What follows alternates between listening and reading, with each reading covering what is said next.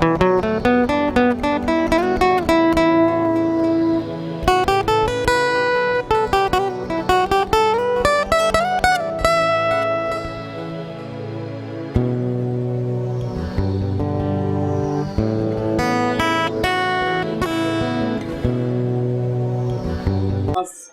a pleasure meeting you again.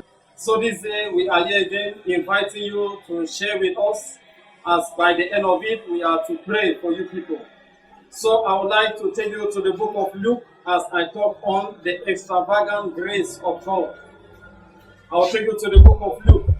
This book of Luke is written by the medicalist who wrote to a son in the Lord who was called Theophilus. He took time, he read the scriptures, meditated on, and finally wrote to Theophilus, who was a son in the Lord. So I encourage you to always use your phone to write to others, encouraging them also to stand firm in the Lord. So now let me take you to the book of Luke chapter 15, verse 11 as I read. And he said, a certain man had two sons. I'm talking again about the extravagant grace of God. A certain man had two sons. So when we are talking of grace, it's unmerited favor. You don't deserve the call of God over your life. You don't deserve life, but God merited and sorted you out and desired to give you his life. And without the life of Jesus, there is no way for you to live. So we are talking of extravagant grace. And grace has three works. We have salvation, which is the first work of grace. We have holiness, sanctification, the second work of grace. And we also have glorification, which is the third work of grace. So now I'm reading Luke 15:11, as I said. And he said, a certain man had two sons. So now Jesus spoke in parable. And when we are talking of parable is just a short story that narrates, brings forth a moral doctrine, a moral attitude, or a moral behavior of something. So now this man had two sons, only two. I read 12. And the younger of them said to his father, Father, give me the portion of goods that falleth to me. And he divided unto them his living. So this younger boy came to him. And we have to remember that according to the Jewish culture, it is not good for a son. It is like an abomination for a son to move to the father. It means this son is prophesying the death of the father, moving to the father and asking for the portion of goods that belongs to him is not good. So we are talking of premature departure, which is not the best for us. At the end of it, I believe you will understand what we are saying here. So this younger boy came to the father beyond the culture, the cultural background of the people. And he asked the father to share the property into two and give his own share. Now, I take you to 13. And not many days after, the younger son gathered all together and took his journey into the far country, then wasted his substance with riotous living. When we are talking of riotous living, we are talking of extravagant living. So within a short while, this young guy, because he was excited that he has arrived, he was excited and moved with the things of the world. But I'm talking to people who are holy. When we talk of holiness, we are talking of total separation from sin, separation from Satan, and separation from the things of the world. So this young guy was excited and moved with the things of the world. He was moved with wealth, he was moved with money, he was moved with wine, and he was also moved with women. These are the three Y's that will always, that will always come to destroy men of God, destroy even many people in the secular world. When we talk of W, we are talking of wine, we are talking of women, we are talking of wealth. So this young guy, excited with the things of the world, he moved to the father, and within a short while, an obedient father gave him his own portion of his belongings. So he took it to a far country. The Bible says a far country. When he went to this far country, within a short while, he went into women, went into things of the world, and started running behind Satan. And within a short time, all what he gathered got finished because of extravagant living. Now, I take you to the next verse, which is 14. And when he had spent all, there arose a mighty famine in that land, and it began to be in want. So he spent all. The things of the world, they seem sweet, it looks sweet unto the eyes, but within a short while you will tend to know that it is disastrous unto us. John 10:10 makes us to understand that the enemy coming to kill, to steal, and to destroy. But Jesus coming to give life and to give it more abundantly. So this guy, excited with the things of the world, he decided to go into them. He squandered everything that the Father gave, even those that were good. He turned them into financial roll catch. And he finished everything. And when he finished, I take you to 15, and he went and joined himself to a citizen of that country. And he said he sent him into the fields to feed swine.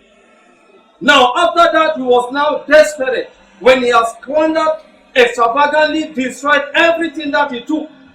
It was just in a brief moment, a brief period of time, that he has squandered all these things. Now, when he sat, the friends that he went and met, those who gave him evil counseling, all of them, they had departed, and he was now left alone. And now he turned and went to one man who had a swine that he can feed.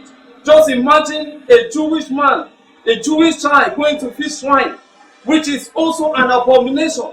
So the distance that you have covered, I'm talking to some people who are prepared to repent.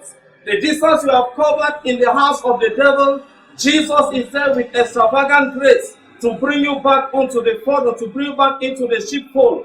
And I prophesy in your life, I see you coming back in Jesus' name. So at this period, when he went, he squandered, then turned now to feed swine. It was something disgraceful.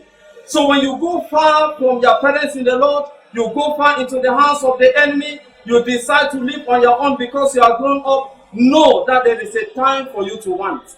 There is a time for you to feed on the milk that have been given to you free. You tend now to buy this milk. The grace that is sufficient for you, you tend to pay even with your blood. The blood of Jesus Christ that went for you, you will now go now to pay with your own blood because you pay the penalty of the sin. But today we are talking to some people who are prepared to run back unto salvation. The call of God over your life, the gift of God over your life, you need to run back unto Him. And if you run back unto Him, I see God replanting you again upon that sure foundation. Except the Lord builds a house. If you have decided to build your own house alone, then I want to tell you that that house one day will crumble. For Jesus took time, the Sermon on the Mountain, when he spoke to his disciples in Matthew chapter 5, Matthew chapter 6, and Matthew chapter 7. By the time he was ending the sermon, he made them to understand that a certain man decided to construct his own house. There were two of them. The other man constructed on rock, and the other one constructed on sand. But now you listen to what he said. He said there arose storm. Storm was blowing. There was also earthquake. There was wind. There was sun. So the sun that was shining upon that of the rock also shone upon that of the sand. So now at the end, Jesus said, which one will stand? It is showing that the one of the sand automatically, with all the storm, with all the wind, with the earthquake, normally it shall crumble. But that of the rock will stand and abide forevermore. So I'm talking about people who are sure of their salvation. If you repent this day, you turn back unto God. I don't know how far you have gone in stealing, how far you have gone in fornication, how far you have gone with adultery, how far you have gone with covetousness. Some of us want to have everything at the same time. But I'm telling you that today, God is there to accept you again, bring you back to the sheepfold. All you want is in Jesus. If you decide to go out of Jesus, you start to waste your years. When we are talking of prodigal, we are talking of wasted.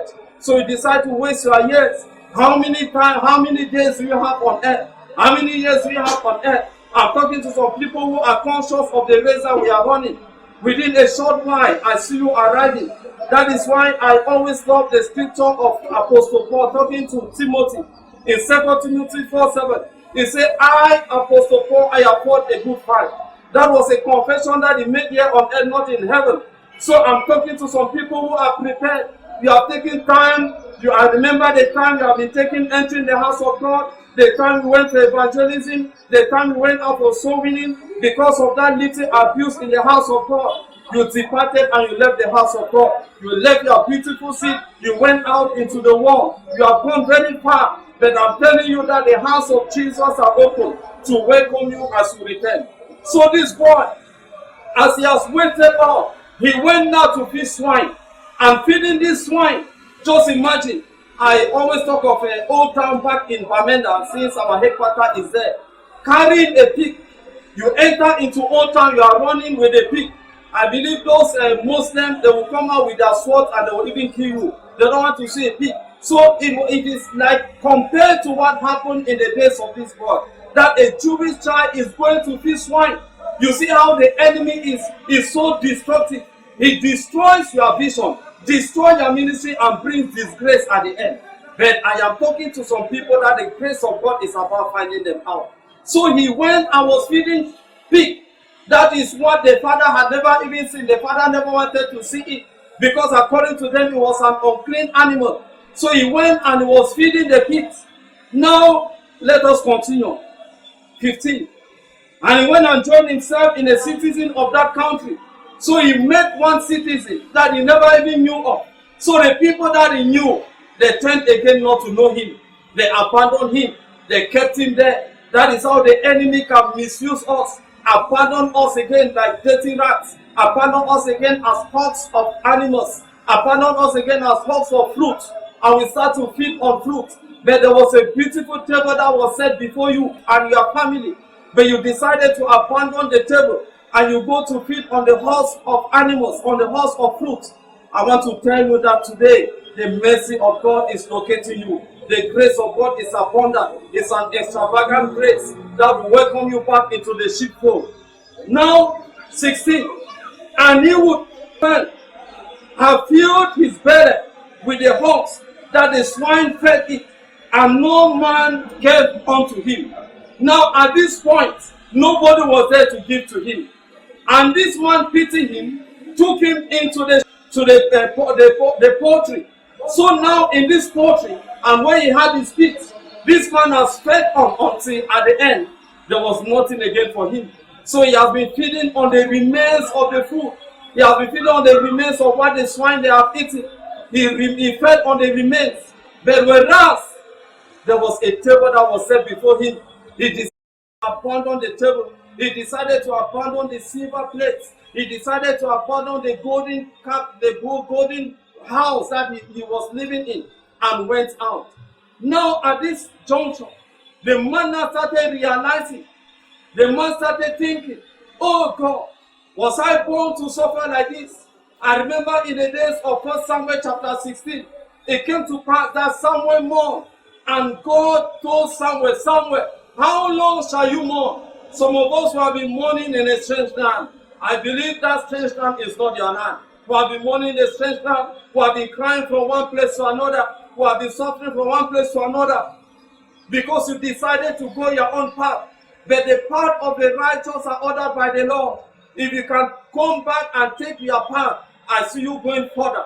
Don't matter all the time that you have delayed. Don't matter the days that are wasted in your life. God is a God to turn your wasted years to blessed years. So at this point, the son, he looked upon himself. He said, how long will I continue to mourn here? How long will I continue to suffer? Nobody to give me food. That spiritual food that was being given by Jesus, given by your parents, given by those your colleagues in the house of God. You are out. There is no food for you to eat. But I'm telling you that today God is about giving you a spiritual food. I'm encouraging you in the Lord. Stand firm again. Rise upon your feet. Run again more than ever before. For all you need is just for that vision to run. Proverbs 29:18. It says, where there is no vision, the people perish. When you are out in a far land, there is no vision. When you are out in a far land, there is no gift. There is no life again for you. So it is good for you to run back and enter into the grace of God. He will bring you back and He will flourish you. Shout a believing amen. Somebody who is listening to me. I'm hearing your amen. Now I go to 17. And when he came to himself, he said, how many hired servants of my fathers have bread enough and to spare, and I perish with hunger? So now he realized himself. He said, I have been in hunger. But the servants, not even the son, not even the sons, but the servants in the father's house, they have enough to eat. They have abundance to eat. But now he is realizing that he is still suffering. So it is better for him to go back. There is good news for you today, that the hand of God is locating you to bring you back. I will arise and go to my father, and will say unto him, Father, I have sinned against heaven and before thee. So now he told himself that I will arise and go to the father. He was talking now alone. The mass decision of the people went in there again. He was now left alone.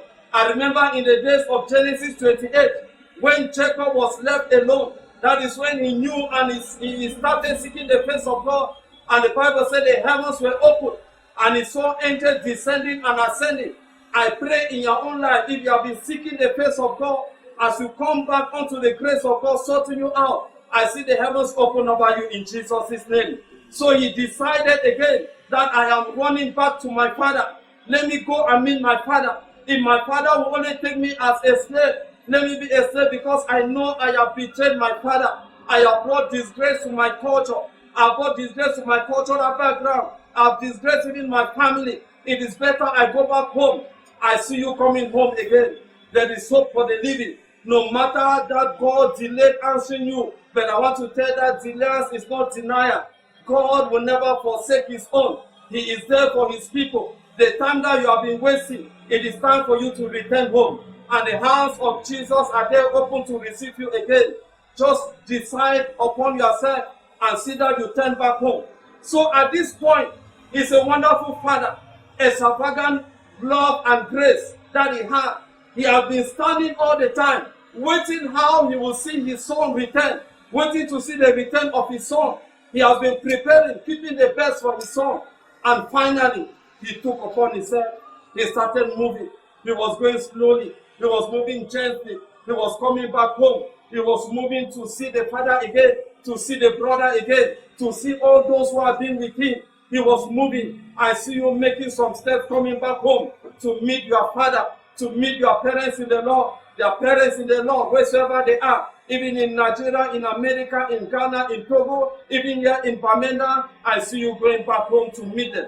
So he started making some gentle steps. He was moving and thinking, oh, will my father receive me again? With all what I have done, all the fornication, all the adultery, all the stealing, all the lies telling, all the extravagant life that I entered into the world. The devil stole everything from me, destroyed me. But I want to tell you that the enemy has not destroyed that vision. The enemy has not yet destroyed those gifts.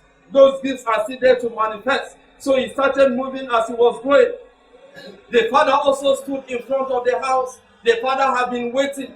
I want to tell you that your waiting is not in vain. You have been waiting upon the Lord. That I see the hand of the Lord coming upon you. So he started moving and was going slowly. And the father also stood with the house open. And when the father threw his eyes, he saw how the son was coming. And the father now immediately started running. He was as if he was not the son, because the countenance has changed. The handsomeness of this guy had been carried by the enemy. He was moving with tattered dresses. He was running with tattered dresses. But the father ran to him. The blood told the father that this is the son. Although the son abandoned you for some years, this is your son. He ran to the son. He held the son. And the son's head was on the soldier. And the father kissed the son. And he said, oh, my son, you are welcome back home. The hands of Jesus is there to welcome you back home. No matter how the distance that you are covered in the camp of the enemy, no matter the distance that you are covered in the house of sin, no matter the distance that you are covered with the things of the world, you were that spectacular singer. You were born a singer. I remember the days that you were singing even beside your parents, and your parents, they enjoyed the way you sang. But today, you have abandoned your singing ministry. You have abandoned that prophetic gift. You have abandoned that apostolic gift. You have abandoned that soul winning gift. And you left now because they abuse you in the church, because God never answered you. But I want to tell that as you return unto him, he is there to answer you. Ecclesiastes 3:11, they say he makes everything beautiful in his time. This is a beautiful time for you, my sister. It's a beautiful time for you, my brother. A beautiful time for you, my colleague in the Lord. I just want you to return. As you return unto him, he will welcome you. He will give you again a beautiful garment. The Bible says when they took the son, he went into the house. he removed a ring. A ring was an honor given to somebody, and he gave him a beautiful garment. Garment is dignity. So his dignity was given back to him. A beautiful ring was given to him. That is how Jesus is there, prepared to give you a new garment, prepared to give you a beautiful ministry. Beautify those gifts of God over your life. As I'm talking, I know you are prepared also to receive Jesus. So this day, as I talk with you, you make up your mind, you go down upon your knees, just repent, cry unto him, and say, my Father, I know I have abused the grace. I abandon you. I kept you far. I have abandoned you. I am here again coming back home. So I am prepared to receive you. And this day, as you come unto God, God will receive you again. Can somebody shout a believing amen? I will sing this song with you. And after I sing, I will pray for you.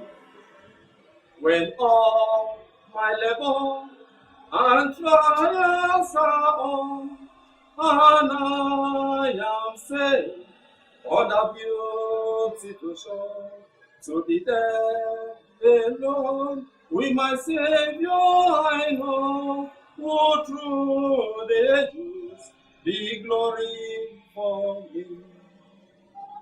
Oh, that will be glory for me, glory for me, glory for me. When by his grace I shall look on his face, who through the ages be glory for me. Friends will be there, I have loved long ago, joy like a river around me will flow.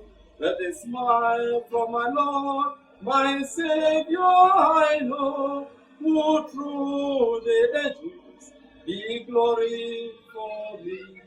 You can sing with me.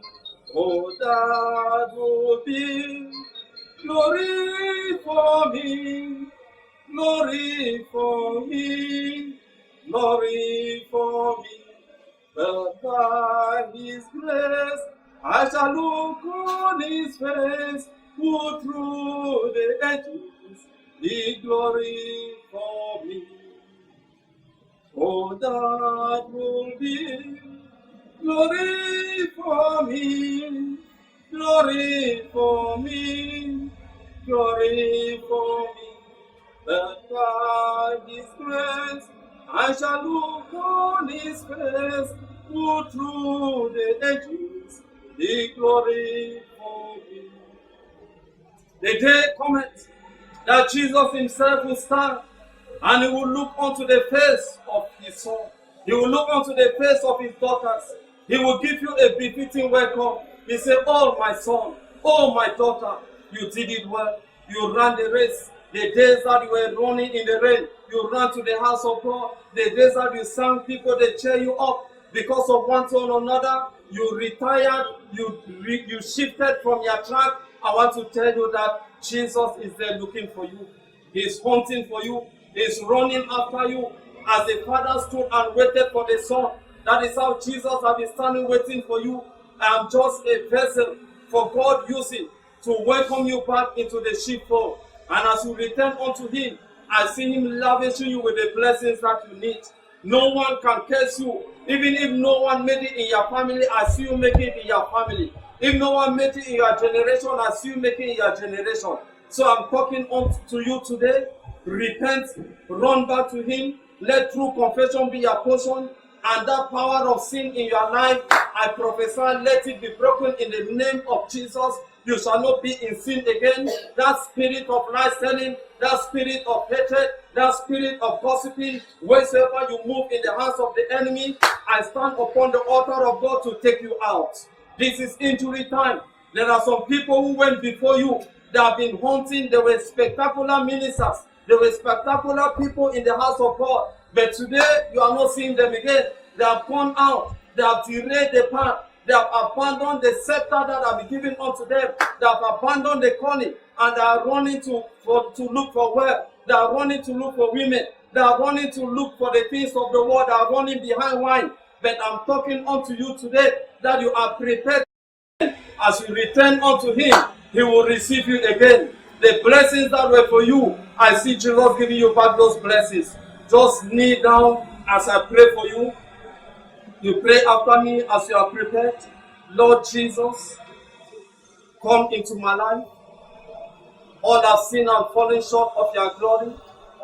There is none righteous. And make up my mind again.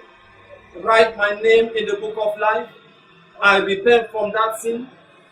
As I am praying, I will never be part of sin again. I separate myself from Satan. I separate myself from the things of the world. I separate myself from sin. And I look unto God. I buy holiness. Holiness is my portion. Forever I will remain holy unto you. Thank you, Jesus, for writing my name in the book of life. As you have prayed, I will now pray for you. Father, in the name of Jesus, I rededicate your servants into your able hands. I rededicate your sons into your able hands. I pray, Father, Lord, as they have repented, let your extravagant grace welcome them again into your house. And I pray you build a sure foundation for them. In any way, let their sins never be remembered again. And you, devil, you shall not start to accuse them again in the name of Jesus. I declare over their lives, whatsoever brought delays in their life, I stand today to pray. They will not delay again in their ministry. They will not delay again to enter fulfillment. They will not delay again to be promoted. I pray losing them from any foundation of delays. I lose them from any foundation of failure. I pray this day, let the hand of God bring them upon the platform of Jesus. Let them be re-established again, and they will take a short time to confess as Apostle Paul did, I have fought a good fight. They shall fight a good fight of faith. They shall stand very strong. The wind of this end time shall not blow them out. The wind of this end time, perilous time, shall not take them out from the rail. I place them on the rail, and Jesus, who is the captain of our salvation, will captain them, and at the end, holiness, righteousness, heaven and earth shall be their portion. Let it be so in your life in Jesus' name. Be blessed in Jesus' name. Let the power of God and the altar of God be with you. Love you all, fellow viewers. Remain strong in the Lord. Blessings upon blessings to you. The headquarters, Bamenda. You can locate us in the headquarters hospital roundabout. You can also locate us at the Queen branch. You can locate us here in Bakoko branch, Douala, Mongo branch, even in the Beckham. You can see us. Our pastors are there in the diaspora, in America, in Maryland. You can see them. In Texas, there is another pastor there. In Cyprus, we have our daughters in the Lord. Even in Germany, our daughters, they are there. So God bless you all. Remain strong, and the power of God be with you forevermore. I'm God's elect. Love you all.